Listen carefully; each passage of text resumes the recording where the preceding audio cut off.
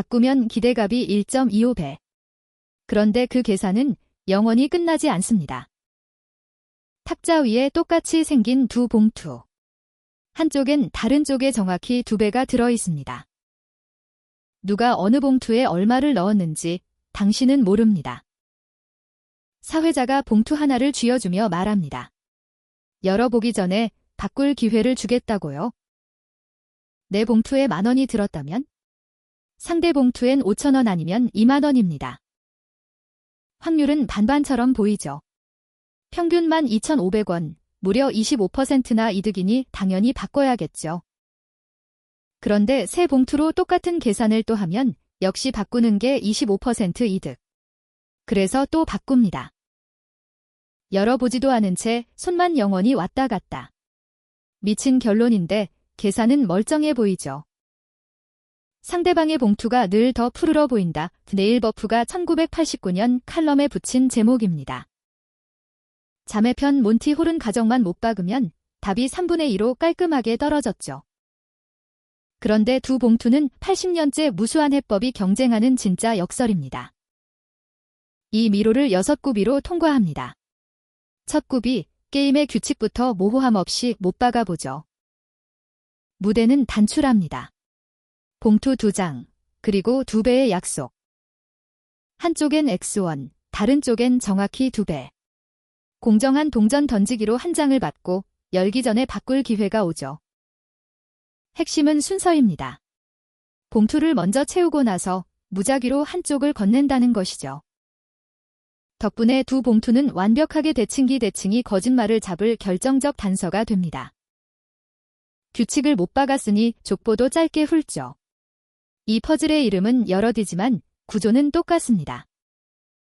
가장 오래된 조상은 벨기에 수학자 모리스 크라이칙의 넥타이 역설입니다. 두 남자 모두 자기가 유리하다 믿습니다. 저도 더 비싼 걸 받는다면서요. 양쪽 다 유리할 수는 없죠. 마틴 가드너는 1982년에 대중화했을 뿐 뿌리는 크라이칙입니다. 이 제1인칭으로 추론해 봅시다. 내 손에 든 봉투의 금액을 A라 부르겠습니다. 구체적으로 10,000원이 들었다면 상대는 20,000원 아니면 5,000원. 각각 절반의 확률처럼 보이죠. 바꿀 때의 기대 금액은 이렇습니다. 2분의 1 곱하기 2A 더하기 2분의 1 곱하기 2분의 A 계산하면 4분의 5A입니다. 문제는 결론이 부조리하다는 겁니다. 바꾼 세 봉투에도 똑같은 논리가 또 적용되거든요. 그래서 다시 바꾸고 또 바꾸고 끝나지 않는 무한 루프죠. 게다가 두 봉투는 완벽한 대칭이었죠. 양쪽 다 바꾸는 게 이득일 수는 없습니다. 그러니 계산 어딘가엔 반드시 거짓말이 있습니다. 범인은 생각보다 훨씬 가까이에 숨어 있습니다. 3장, 거짓말의 정체입니다. 범인은 놀랍게도 A라는 글자 하나입니다. 상대가 2배 아니면 절반이라는 말은 맞습니다. 문제는 두 경우에 내 돈이 다르다는 거죠. 내 봉투를 A라 두고 상대는 2A 아니면 2분의 A라 적는 순간 함정이 시작됩니다. 2배인 3개의 판도는 3A, 절반인 3개는 1.5A.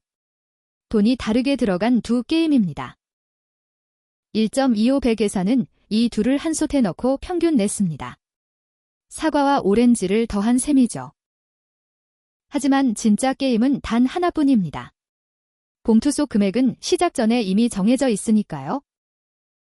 봉투쌍을 10,000원과 20,000원으로 고정해보죠. 2배가 되는 경우 A는 10,000원, 절반이면 20,000원입니다. 같은 글자가 두 금액을 가리켰던 겁니다. 논리학은 이 오류를 명목오류라 부릅니다. 미끄러운 글자 A 대신 작은 금액을 X로 고정해봅시다. 봉투는 X와 EX, 딱 두 장입니다. 작은 쪽이면 플러스 X, 큰 쪽이면 마이너스 X 확률은 각각 2분의 1, 정확히 본전입니다. 오른쪽 그림이 단 하나의 진짜 게임입니다. 이득과 손해가 거울처럼 지워지죠. 처음에 25% 이득은 매번 길이가 달라지는 자로 잰 착시였죠. 고정된 자로 재면 이득도 손해도 똑같이 10,000원입니다. 결론은 명쾌합니다. 봉투를 열지 않았다면 받거나 마나 똑같습니다. 넥타이 역설도 지갑 게임도 정확히 같은 착시였습니다. 수식이 못 믿었다면 가장 야만적이고도 확실한 방법이 있습니다. 그냥 수만 번 해보는 겁니다. 이것이 몬테카를로 방법입니다. 매판 봉투쌍을 새로 만들고 동전으로 한 장을 받는 거죠. 전략은 단 둘입니다. 항상 유지, 그리고 항상 바꾸기. 이 승부를 10만 판 기록합니다. 유지도 바꾸기도 평균은 약 7.5, 차이는 0.0034, 사실상 0입니다. 왼쪽 그림, 두 곡선은 처음엔 출렁이다 게임이 쌓일수록 같은 값으로 빨려 들어갑니다. 오른쪽은 한 걸음 더 갑니다. 최종 금액의 분포 전체가 거의 완벽하게 포개지죠. 평균만 같은 게 아니라 통계적으로 두 전략은 아예 구별되지 않는다는 뜻입니다. 그런데 지금까지 우리는 봉투를 열지 않았습니다. 열어서 금액을 본다면 진짜 정보가 생기지 않을까요? 봉투를 열어 10,000원을 받습니다. 이제 상대는 진짜 20,000원 아니면 5,000원이죠. 그런데 어떤 M을 보든 항상 상대가 2m일 확률이 정말 2분의 1일 수 있을까요? 베이지의 답은 이렇습니다. 내가 M을 보는 경로는 둘 작은 쪽이거나 큰 쪽이거나 가중치는 각각 F, 댐, 과 F 2분의 M이니 상대가 큰 쪽일 확률은 이 비율로 정해집니다. 이게 모든 M에서 2분의 1이려면 모든 M에서 F, 댐, 과 F 2분의 M이 같아야 합니다. 그건 F가 로그 스케일에서 상수라는 뜻. 적분이 발산해 현실의 정상 분포로는 불가능합니다. 바꾸는 게 이득일 조건은 F, 댐, 이 F 2분의 M의 절반보다 클 때입니다. 감소하는 분포에선 작은 M이 그렇죠. 실제 곡선은 0.9에서 0.13까지 단조 감소하고 손익분기점 약 10.4에서 3분의 1을 지납니다. 로그 정규 사전 분포로 실험해보죠. 두 봉투의 기대값은 18.28로 같고 평균 이득은 사실상 0입니다. 작은 M에서의 이득과 큰 M에서의 손해가 분포로 가중평균하면 정확히 0으로 상쇄되는 겁니다. 이 역설의 진짜 심장은 봉투의 개수가 아니라 몬티홀과 똑같은 정보와 사전 분포입니다. 단, 한 가지 단서 분포의 기대값이 유한해야 합니다. 이 한마디가 다음 절에서 모든 걸 뒤집죠. 그렇다면 정말로 어떤 금액을 봐도 바꾸는 게 이득인 분포를 일부러 만들 수는 없을까요? 안 열면 본전, 열어도 정상 분포라면 본전. 짓궂은 질문이 심연의 문을 엽니다. 놀랍게도 있습니다. 수학자들이 정말로 그 분포를 만들어냈거든요. 1953년 존 리트루드가 카드 변형을 소개하며 슈레딩거에게 공을 돌렸습니다. 확실한 건 거기까지죠. 1995년 철학자 존 브룸이 무한 버전을 정식화합니다.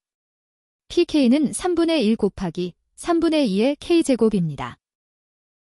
이 등비급수의 합은 정확히 1, 어엿한 확률 분포죠. 2의 n제곱을 보면 절반 확률은 5분의 3, 2배 확률은 5분의 2, 기대값은 정확히 1.1배죠. 값 1의 예외만 빼면 어떤 값을 봐도 10분의 11, 항상 바꾸기가 이득. 마지막 줄엔 부분합이 벌써 10의 62승이죠. 가중치 합은 1, 그리고 모든 관측값에서 초록점이 1.1배에 딱 붙어 있죠. 열 때마다 1.1배. 그렇다면 정말 영원히 바꾸는 게 이득인 세계일까요? 함정은 기대값 그 자체에 있습니다. 무조건부 기대값이 발산해 유지도 바꾸기도 무한되거든요. 무한과 무한의 비교는 정의되지 않습니다. 상트페테르부르크 역설과 똑같은 병리죠. 앞장의 상쇄는 뺄셈이라 양쪽이 유한할 때만 성립합니다. 브룸은 발레가 아니라 전제의 경계선이죠. 출구가 하나 더 있죠.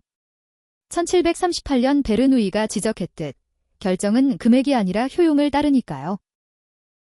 효용으로 재면 기대 효용은 유한하게 수렴합니다. 절반 확률이 더 무거워 값 1의 예외만 빼면 바꾸기는 매번 손해죠. 다만 무조건부로는 무승부입니다. 값 1을 볼 확률 6분의 1이 손실들을 정확히 메우거든요. 덧붙여 출처만 정확히 해두죠. 무한 분포는 부름, 상트페테르부르크 연결은 차머스입니다. 흩어진 역사를 연대기로 꿰어볼까요? 80년을 환생해온 오디세이죠. 크라이칙의 넥타이 역설, 리트루드의 카드, 가드너의 지갑 게임으로 이어졌죠. 알리바바 문제는 한 걸음 더 갑니다. A를 먼저 채우고 동전으로 B의 절반 또는 2배를 넣죠. 준비의 대칭이 깨지자 한쪽 관점에선 교환이 실제로 유리해질 수 있습니다. 봉투를 어떻게 채웠는가가 답을 바꾸는 거죠. 몬티홀은 4가정만 박으면 답이 3분의 2로 깔끔히 끝납니다. 두 봉투는 다르죠. 유한, 조건부, 무한을 다 지나야 천재들도 깔끔히 끝내지 못한 이유가 보입니다.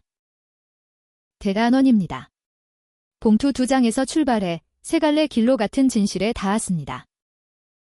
안 열면 본전, 열어도 기대값 유한이면 이득 0, 무한 분포는 비교가 안 됩니다. 몬티홀에서 박사들과 에르되시를 속인 건 조용한 가정, 두 봉투에선 잘못된 기호였죠. 글자 데이의 두 역할을 맡긴 순간 25%짜리 공짜 점심이라는 신기루가 피어올랐죠. 기호 대신 게임 전에 정해진 만원과 2만원을 붙들면 바꾸기는 공평한 동전 던지기죠. 봉투만의 교훈이 아닙니다. 데이터와 모델의 세계에서도 변수에 이름을 붙일 때마다 의심해야 하죠. 옆집 잔디가 푸르러 보인 건 수학이 아니라 착시였습니다. 진짜 수학은 담담하게 답하죠. 누군가 1.25배 유리하다 말하거든 그 데이가 한 금액인지 조용히 되물어 보시길. 오늘 여정이 즐거우셨다면 구독과 좋아요로 응원해주세요. 엘즈랩에서 다음 오디세이로 또 만나요.